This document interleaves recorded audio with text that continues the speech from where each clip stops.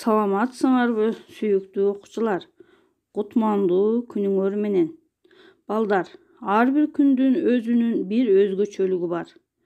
Бүгүнкү биздин күнүбүздүн да, өтө турган сабагыбыздын да өзүнчө бир өзгөчөлүгү, мааниси бар.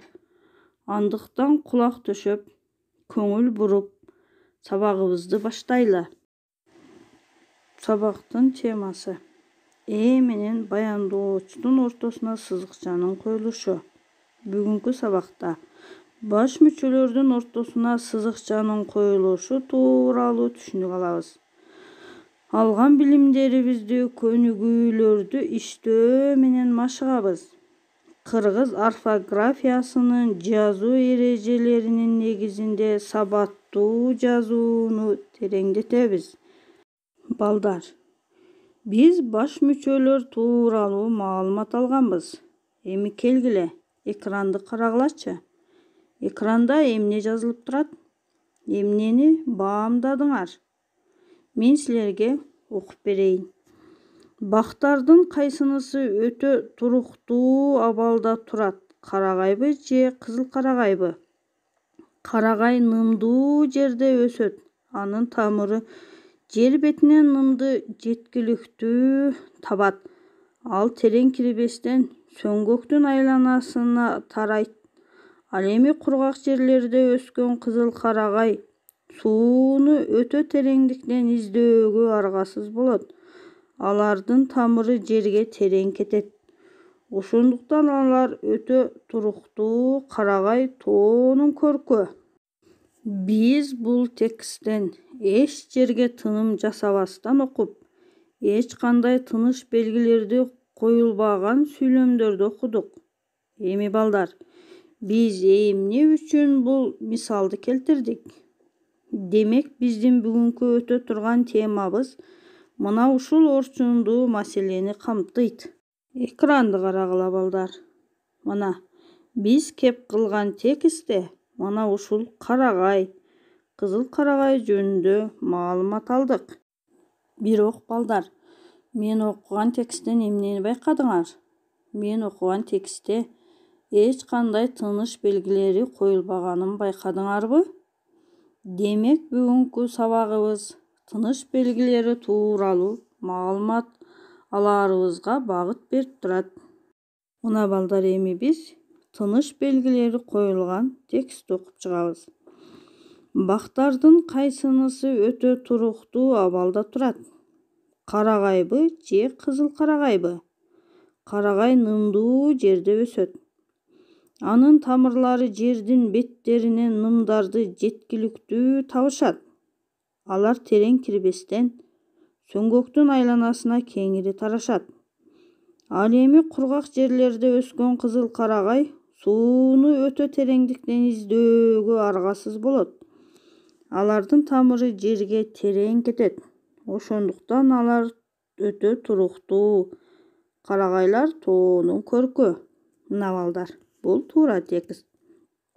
Балдар, биз ошол тыныш белгилердин орду өтө маанилүү экенин билдик. Ошол тыныш белгилерди үйрөтүүчү илим кандай аталат?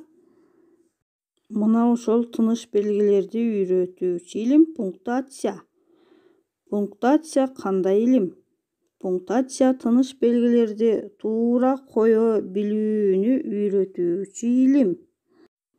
Балдар, биз тыныш белгилерди эмне үчүн колдонобуз? Жазылган ой ачык, так, толук, түшүнүктүү болсун үчүн жана анын маанисине тез, туура түшүнүү максатта жазууда ар түрдүү тыныш белгилерин колдонобуз. Тыныш белгилери жазуу кебибинин ажырагыс курамдык бөлүгү. Ошондуктан ар бир сабаттуу адам тилдин грамматикасынын жазуу эрежелерин толук, туура өздөштүрүүгө милдеттүү. Мына бизге берилген бул тыныш белгилер. Ушул тыныш белгилерди биз жазууда туура колдонуп, сөздөрдүн маанисине карап туура жайгаштырууга үйрөнөбүз. Балдар, баш мүчөлөр боюнча биз өткөн тема сабактарда өткөнбүз. Эми ошол өткөн темаларга кайрылып, баш мүчөлөр кайсылар суроолоруна кыскача токтолуп өтөлү. Баш мүчөлөр жана баяндооштон турат. Энин суроолору: ким, эмне, кимиси, эмнеси, кимдер, эмнелер, канча, нече, канчо, нечө. Ал эми баяндооштун суроолору: эмне кылып жатат, эмне кылды, эмне болду, ким, эмне, канчо, нечө. Ошол баш мүчөлөрдү тактап алуу үчүн тестке көңүл бөлөлү балдар. Жакшы адамдын акылы ташка тамга баскандай, сүйлөмдүн ээсин тапкыла. Ташка, тамга, акылы, жакшы адамдын ушул 5 багыттын кайсынысы туура?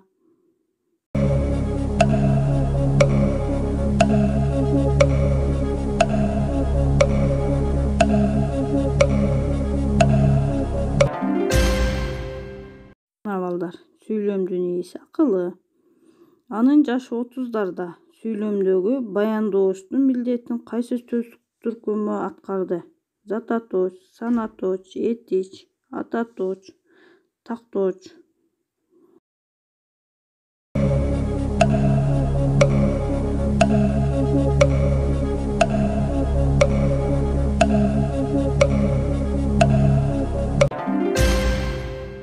Баяндооштун милдетин санаточ аткарды.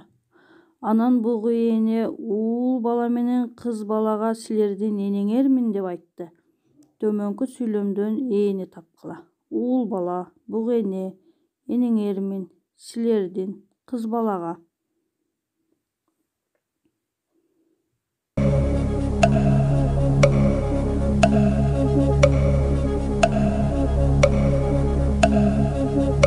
Сүйлөмдүн ээси бугу эне. Менин атым Бак-дөөлөт. Асты сызылган сөздүн аткарган милдетин белгилегиле. Толуктооч, зататоч, толуктооч, баяндооч,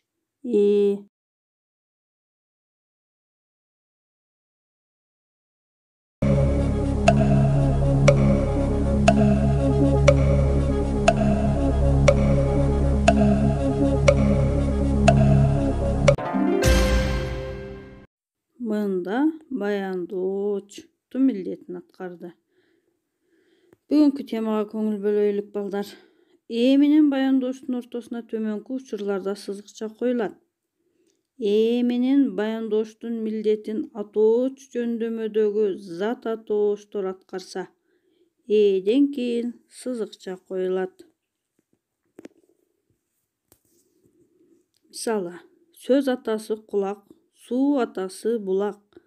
Сөз атасы ыр, сөз катасы чыр. Мында балдар кулак, булак, ыр, чыр деген сөздөр эмне деген суроого жооп берип сүйлөмдүн баяндоочу болду. Өздөрүнөн мурун сызыкча коюлду. Ал эми жактама, шилтеме, аныктама ататооштор баяндооштон болуп, баяндоочу атооч жөндөмөдөгү зат атооштон болсо же тескерисинче болсо, менен баяндоочтун ортосуна сызыкча коюлат. Мисалга көңүл бөлөбүз. Окуп жаткан ал.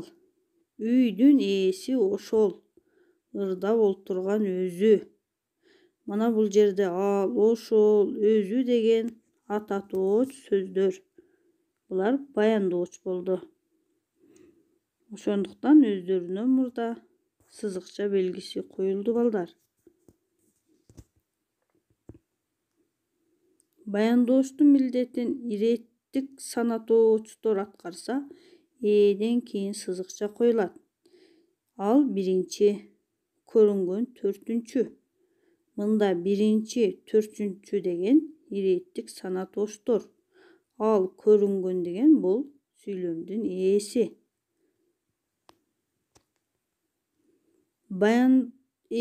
Да, баяндооч да эсептик санатооштон болсо же баяндоштун милдетин абстрактуу санатооч аткарса эден кийин сызыкча белгиси коюлат. Эки жерде 2 4 10'дун жарымы 5. Мынакей эден кийин 4 деген санатооштордун 2 санатооштордун катышуусунун аркылуу түзүлгөн сүйлөмдө сызыкча белгиси коюлуп турат. Заттык мааниде колдонулган санатооч сөздөр баяндооштун милдетин аткарса баш мүчөлөрдүн ортосуна сызыкча коюлат. Жүрөк коркок, кол баатыр, гүл жакшысы кызыл. Да баяндооч да заттык мааниде колдонулуп жатат бул жерде балдар. Ошондуктан эки заттык мааниде колдонулган санатооштордун ортосунда сызыкча белги коюлуп турат. Ээнин милдетин заттык маанидеги атоочтук аткарып, баяндоочу атооч жөндөмөдөгү зат атооштон болсо эден кийин сызыкча коюлат. Алтын билим өнөрдүн сүтүн берген мугалим. Аянбастан эмгекке күчүн берген мугалим. Мынакей балдар. Атооч жөндөмөдө турат. Мугалим деген баяндооч. Зат атооч бул. Ошондуктан эден кийин сызыкча коюлду.